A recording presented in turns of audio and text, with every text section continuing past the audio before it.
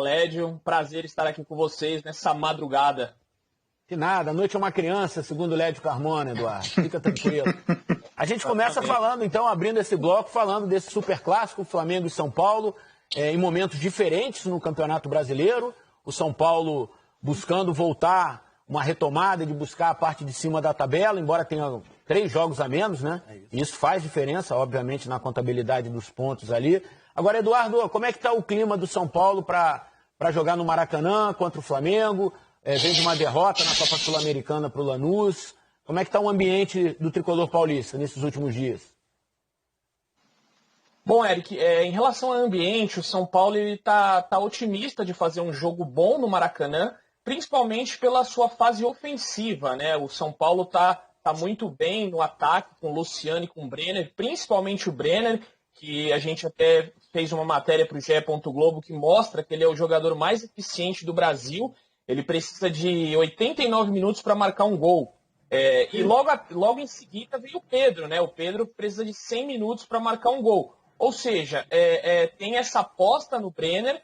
O São Paulo acredita que pode surpreender o Flamengo. Claro, é muito difícil jogar o Flamengo no Maracanã. E aí tem um agravante nessa situação do São Paulo, porque o Fernando Diniz não poupou nenhum jogador contra o Lanús. Então foi para a Argentina, jogou com o time completo, fez apenas 2 substituições do jogo inteiro e pode ter um time mais cansado do que o Flamengo, que jogou contra o Atlético Paranaense, venceu na Arena da Baixada e teve um pouquinho mais de tranquilidade na parte física. A recuperação, eu acredito que a do Flamengo tenha sido melhor que a do São Paulo. Então, isso é o que pega na parte negativa para o tricolor paulista. Eduardo, a gente tem um quadro para mostrar em cima desse tema que você falou, do Brenner e do Pedro, traçando um comparativo, né, entre os dois jogadores que vêm fazendo os gols das equipes. Olha só, 34 jogos para o Pedro, 22 para o Brenner, 17 gols para o Pedro, 13 para o Brenner, 1.701 minutos, 1.159 minutos para o Brenner, 100 minutos para fazer um gol, como já havia dito o Eduardo, e 89 minutos para fazer um gol.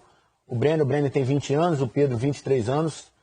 São ótimos jogadores e bem jovens. O Brenner teve uma passagem pelo Fluminense no ano passado, né? Mas não aconteceu, né? Quase não jogou, como lembrou o Lédio, mas agora o São Paulo, enfim, procurava um homem-gol e estava em casa o homem-gol do São Paulo e o Brenner está dando conta do recado. O que você está esperando desse jogo, Lédio? Então, cara, eu acho que, sinceramente, não sei se o Eduardo concorda comigo, eu acho que o Diniz, ele está querendo apostar nas 3 competições. O São Paulo não tem condição de apostar nas 3 competições. Eu não teria ido com o time inteiro para Lanús, para Buenos Aires, lá para o distrito de Lanús, para enfrentar o Lanús com um time inteiro como o São Paulo foi. O São Paulo já está na Copa do Brasil, já passou, está no páreo no Brasileiro, não tem um elenco tão extenso assim, então ele desgastou o time titular lá em Buenos Aires, um jogo difícil, perdeu o jogo, o que volta a causar turbulência e vai enfrentar o Flamengo. Tudo bem, o Flamengo desfalcado pela frente. Acho que ele arriscou muito alto, ele quis apostar nas 3 e pode ficar mal em 2, se perder para o Flamengo, que não é um resultado, digamos, improvável, domingo no Maracanã. Eu acho que mesmo com os desfalques, o Flamengo está bem desfalcado para esse jogo, o Flamengo tem mais condições do que o São Paulo.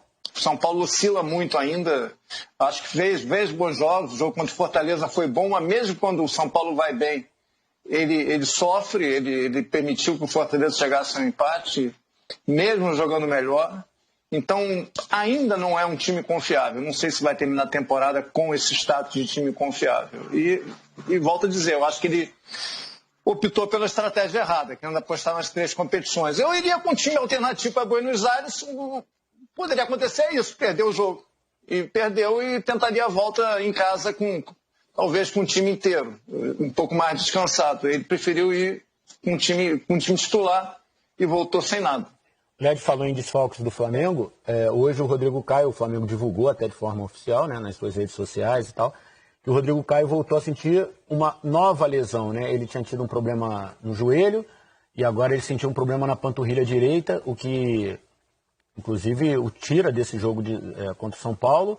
E já a CBF já anunciou o corte do Rodrigo Caio também para os 2 próximos jogos da seleção pelas eliminatórias contra a Venezuela no Morumbi e contra o Uruguai em Montevidéu. O Led falou em desfalques do Flamengo. O Flamengo vem convivendo realmente com esses desfalques, né, Rafa? A gente viu ali o Gabigol também já não joga há um tempo. O Arrascaeta foi para a seleção do Uruguai, voltou machucado. O Rodrigo Caio foi para a seleção brasileira, voltou machucado também. Basicamente, esses 3 jogadores são titulares, ou o Gabigol vai brigar ali com o Pedro, não sei. E ainda tem o Diego, que é sempre uma opção, que também está machucado. Mas, assim, são desfalques que já vêm nos últimos jogos, né? Não é um desfalque para esse jogo, né? São desfalques recorrentes, mas que pressionam... Esse ainda tem Arão e Thiago Maia, né? Exatamente, suspensos por cartão, né? Desfalques que pressionam o elenco, de certa forma, né? O Domi, por exemplo, a buscar opções que não vinham tendo tantos minutos e não vinham dando boa resposta. A gente fala do resgate do Vitinho como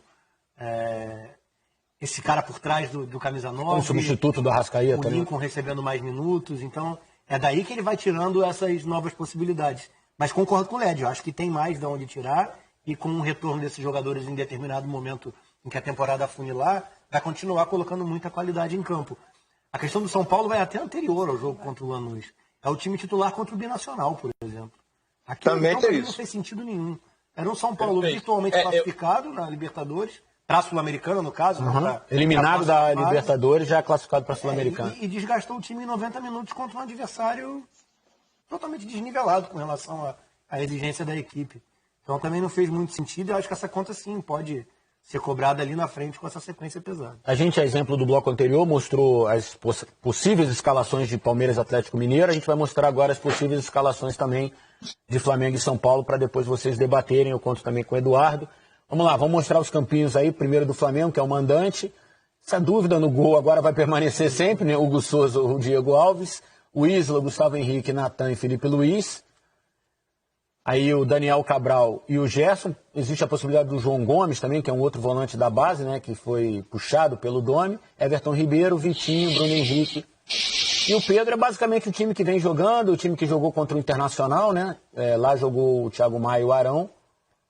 E ele não tinha o Bruno Henrique contra o Inter. Agora ele tem o Bruno Henrique de volta, mas não tem os 2 volantes. Enfim, o Domi também tá montando o seu quebra-cabeça, né? E aí o São Paulo com o Thiago Volpi. Aí o Tietê ou o Igor Vinícius na lateral direito, Diego Costa, Bruno Alves e Reinaldo, Luan e Daniel Alves no meio, Gabriel Sara e Igor Gomes, na frente dos 2 atacantes, o Luciano e o Brenner. Eduardo, essa dúvida na lateral direita, qual é o motivo? É uma questão tática, técnica, física?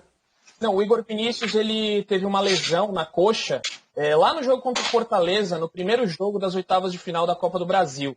E ele está se recuperando.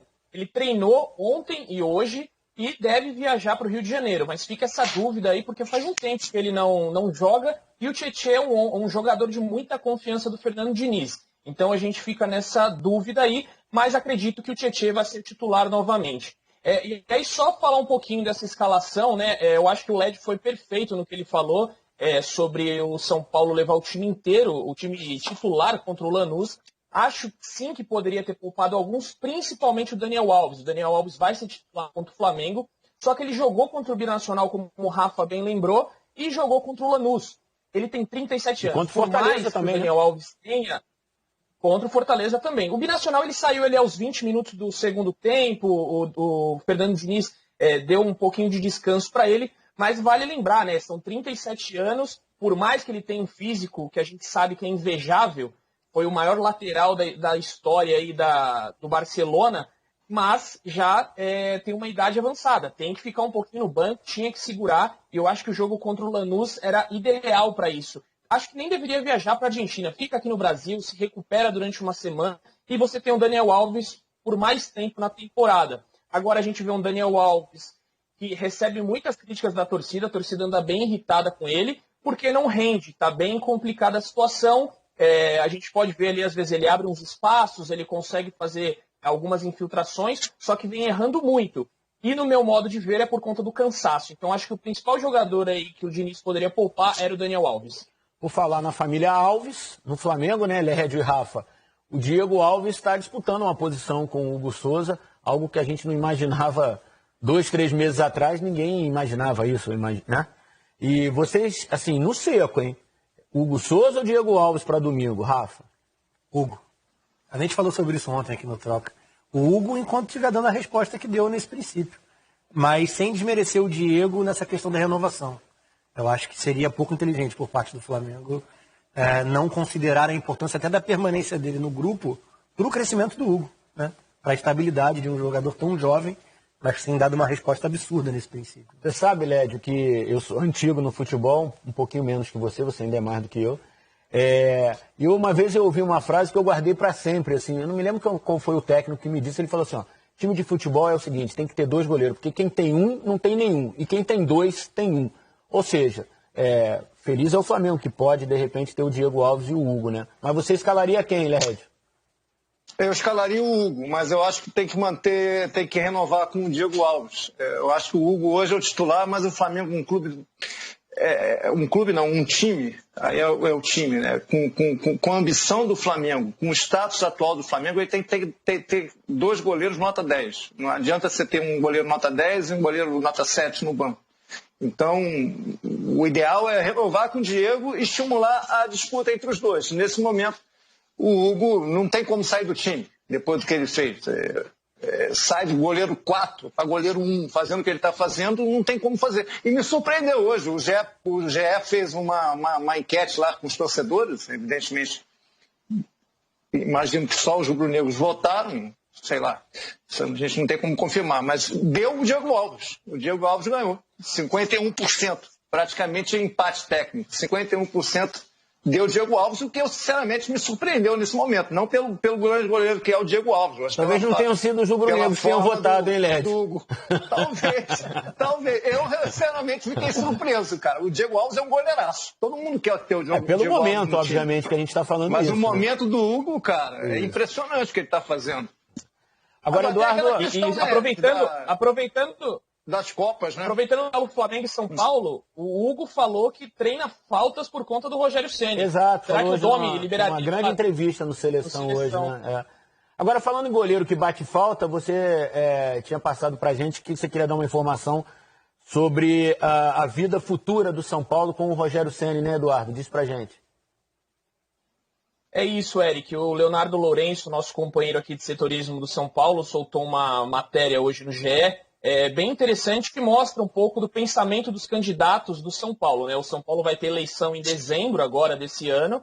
Roberto Natel e o Júlio Casares são os 2 adversários na disputa para ver quem substitui o Leco. E assim, eles não falam que vão contratar o Rogério Ceni, não cravam isso.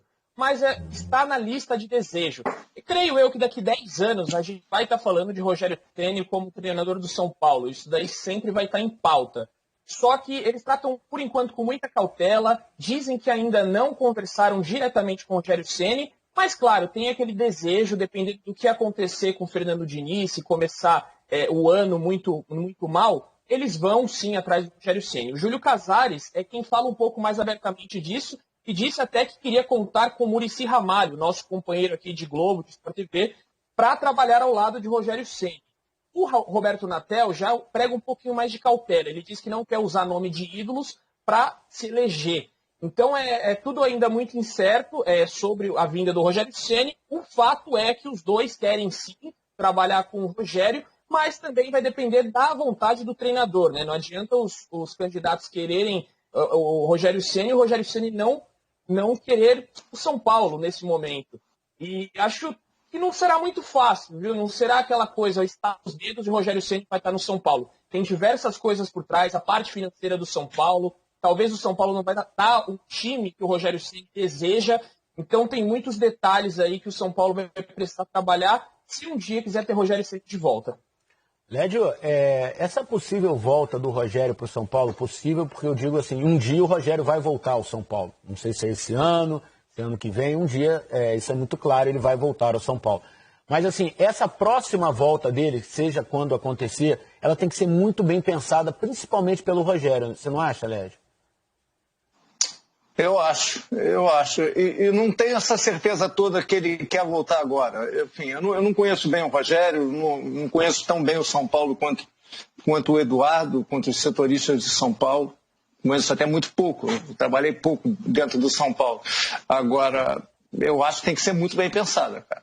Porque aí não vai ter uma terceira chance, entendeu? Se tiver, já vai ser com muito mais desgaste do que já terá nessa segunda, né? Então tem que ser muito bem pensado, muito bem planejado, muito bem conversado. E, sinceramente, eu acho que o Rogério sabe disso tudo. Eu não sei se ele está disposto a mergulhar assim definitivamente, sem pensar, de qualquer maneira, no São Paulo para 2021. Enfim, com a atual diretoria ele não trabalha. Vai mudar a diretoria, mas tem que saber exatamente se ele vai estar à vontade, se é isso que ele realmente quer, se a hora é essa. Eu acho que isso tem que combinar com ele, né, cara? A gente não sabe exatamente o que está passando na cabeça do Rogério. Né? Muita gente... E com Fortaleza, exatamente. O Rogério, eu acho que ficou com marcas das duas passagens, pelo São Paulo como treinador e pelo Cruzeiro. E eu acho que ele aprendeu a olhar um pouquinho essas propostas,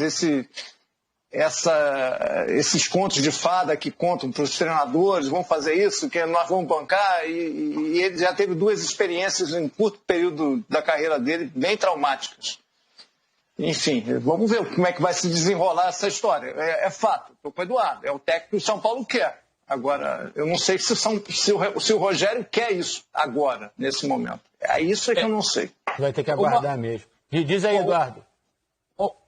Só rapidinho, uma opinião que eu tenho muito parecida com a do Lédio. O Rogério Ceni deu uma entrevista no Bem Amigos recentemente, que ele disse que o próximo passo que ele daria na vida dele seria para um time que teria investimento para brigar por títulos.